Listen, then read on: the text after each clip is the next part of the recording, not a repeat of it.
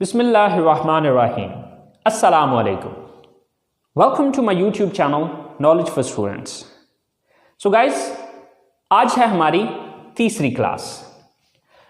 दूसरी क्लास के अंदर गाइस हमने ये चीज़ सीखी थी कि हम अल्फाज को जुमलों में किस तरह से इस्तेमाल करते हैं या अल्फाज से हम जुमले कैसे बनाते हैं। इस मकसद के लिए मैंने आपको एक स्ट्रक्चर समझाई थी जो कि है ये वाली।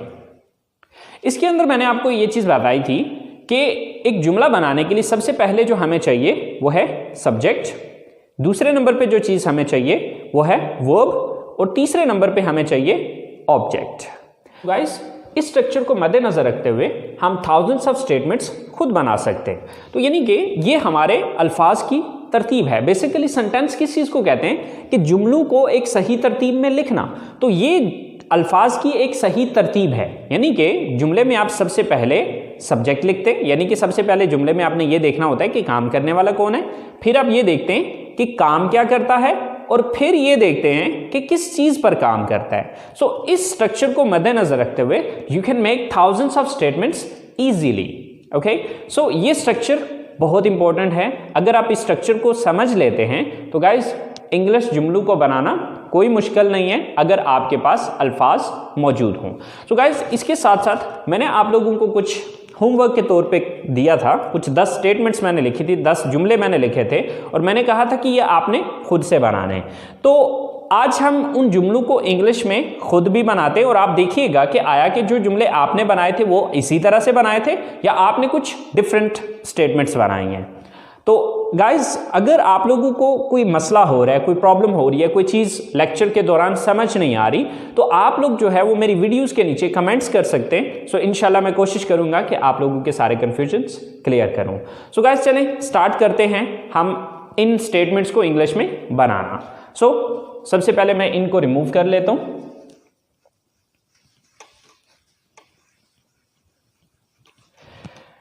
चलें गाइज स्टार्ट करते हैं। हमारे पास सबसे पहली स्टेटमेंट है, हम किताबें खरीदते हैं।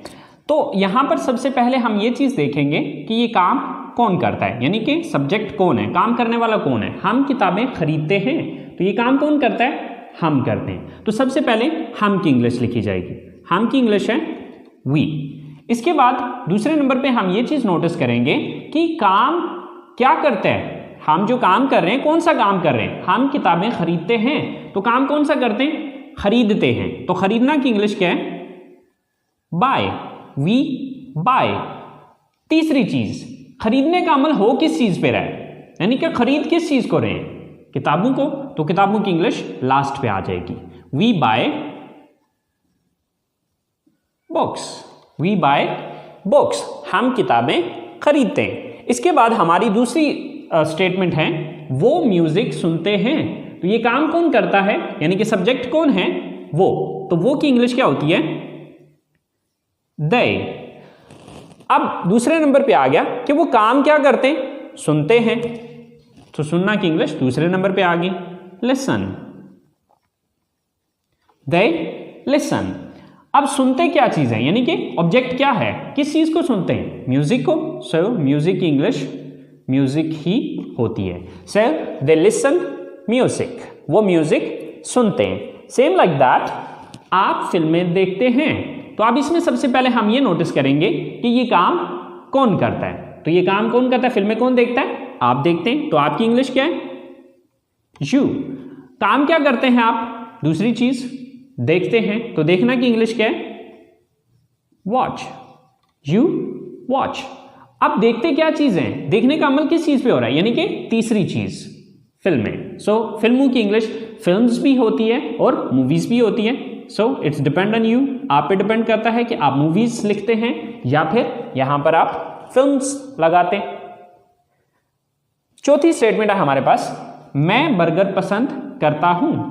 तो इसमें सबसे पहले सब्जेक्ट मैं, तो मैं की इंग्लिश क्या होती है, आई। अब मैं करता क्या हूं, पसंद करता हूं। तो पसंद करना की इंग्लिश क्या है, लाइक। I like. पसंद किस चीज को करता हूं, यानी कि ऑब्जेक्ट क्या है, बर्गर। I like burger.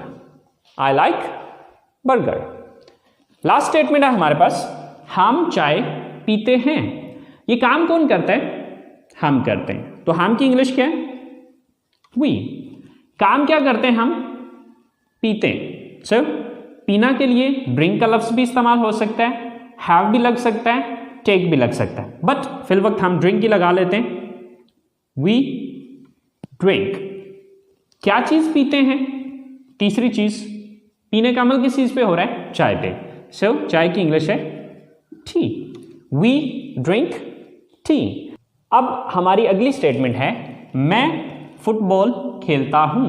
अब इसमें सबसे पहले हम ये नोटिस करेंगे कि ये काम कौन करता है। तो ये काम कौन करता है? सब्जेक्ट कौन है यहां पर? फुटबॉल कौन खेलता है? मैं की इंग्लिश क्या है? आई। मैं काम क्या करता हूं? खेलता हूं। सो खेलना की इंग्लिश है प्ले। I play. मैं खेलता क्या चीज हूं? फुटबॉल।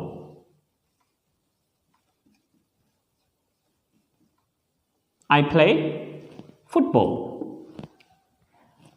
आप कंप्यूटर इस्तेमाल करते हैं। सो ये काम कौन करता है? आप करते हैं। आपकी इंग्लिश क्या है? यू। आप काम क्या करते हैं? इस्तेमाल करते हैं। यूज। You use. इस्तेमाल क्या चीज करते हैं? यानी कि तीसरी चीज, कंप्यूटर को।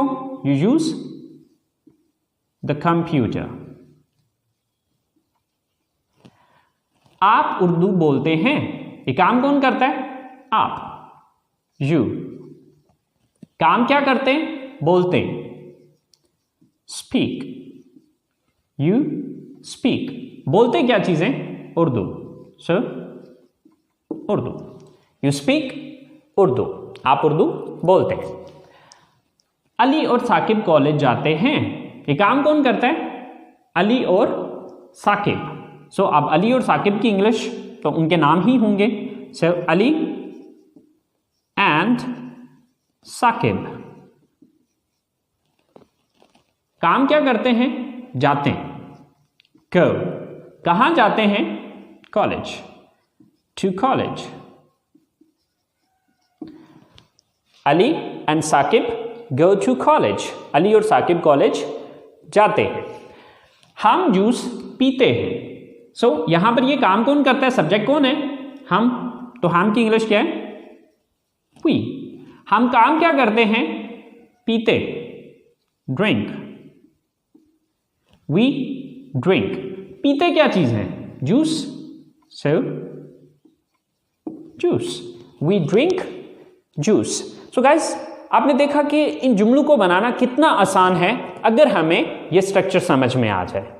ओके, ये तो अभी हमने सिर्फ 10 जुमले बनाए हैं। Guys, you can make thousands of statements by using this structure. आप इस स्ट्रक्चर को इस्तेमाल करते हुए हजारों जुमले खुद से बना सकते हैं। अब वो हजारों जुमले मैं आपको बना के नहीं सिखा सकता, क्योंकि ये बहुत ज्यादा टाइम टेकिंग काम है। ओके, तो वो सारा काम मैं नहीं कर सकता। अब उसके लिए आसान सा हल ये है कि आप इस स्ट्रक्चर को समझ लें और समझ के इसके मुताबिक आप जुमलों को बनाने की कोशिश करें।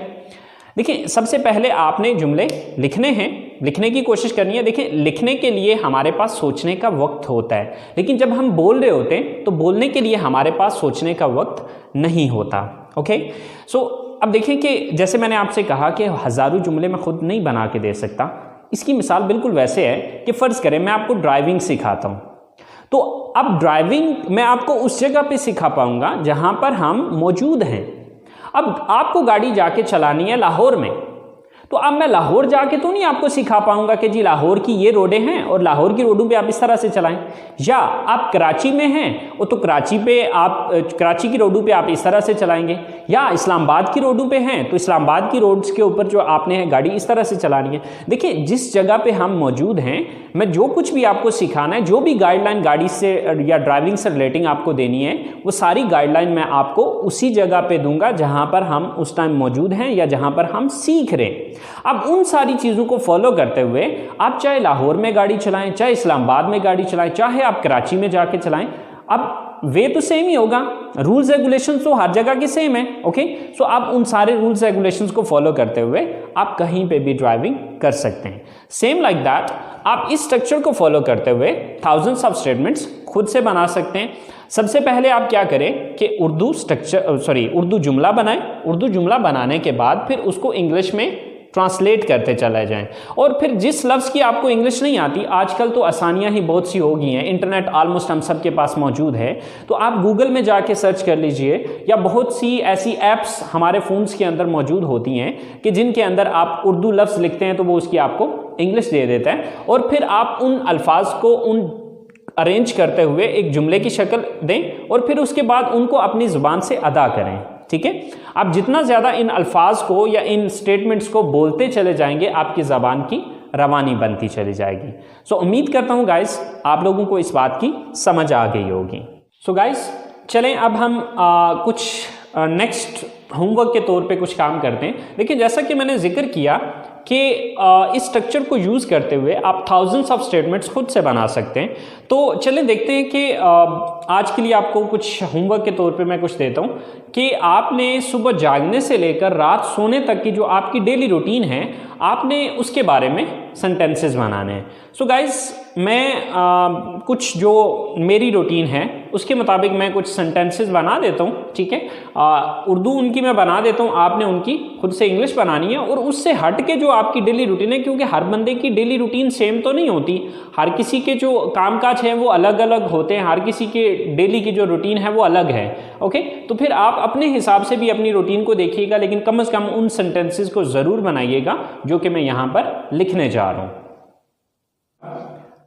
मैं सुबह उठता हूँ, मैं वज़ू करता हूँ, मैं मस्जिद जाता हूँ, मैं नमाज़ पढ़ता हूँ, मैं कुरान पाक की तिलावत करता हूँ, मैं सुबह की सैर के लिए जाता हूँ, मैं घर वापस आता हूँ, मैं गुस्ल करता हूँ, मैं कपड़े तब्दील करता हूँ, मैं कॉलेज के लिए तैयार होता हूँ, मैं नाश्ता करता हूँ, मैं कॉलेज जाता हूँ, मैं क्लास लेता हूँ, मैं अपने दोस्तों से मिलता हूँ, मैं घर वापस आता हूँ,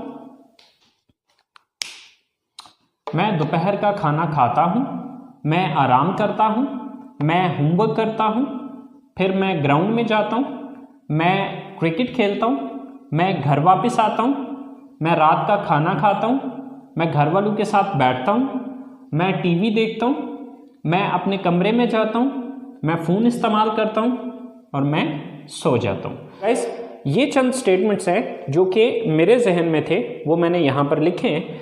आपने इनको इंग्लिश में ट्रांसलेट करना है। सो गाइस आप में से कुछ स्टूडेंट्स के दिमाग में एक बात आ रही होगी कि सर इनमें से बहुत से अल्फाज ऐसे हैं कि जिनकी इंग्लिश हमें नहीं आती। सो कोई बात नहीं गाइस, उन अल्फाज की इंग्लिश भी मैं आपको अभी बता देता हूँ। सो गाइस हम लोग जो अल्फाज सीखते हैं उनको वोकैबुलरी कहा जाता है। ओके, सो उठना गेट अप, सुबह मॉर्निंग, वज़ू करना मेक अब्ल्यूशन, मस्जिद मॉस्क, नमाज प्रेयर, पढ़ना या अदा करना यानी कि नमाज पढ़ना या अदा करना, परफॉर्म या ऑफर, इन दोनों में से जो मर्जी आप लगा लें। परफॉर्म का वर्ड भी यूज़ हो सकता है, ऑफर का वर्ड भी यूज़ हो सकता है। तिलावत करना रिसाइट, कुरान पाक द होली कुरान, सुबह की सैर मॉर्निंग वॉक, नाश्ता करना टेक या ईट, इन दोनों में से जो मर्जी लगा लें, टेक ब्रेकफास्ट या फिर ईट ब्रेकफास्ट। गुस्ल करना टेक अ बाथ, तब्दील करना चेंज, तैयार होना गेट रेडी,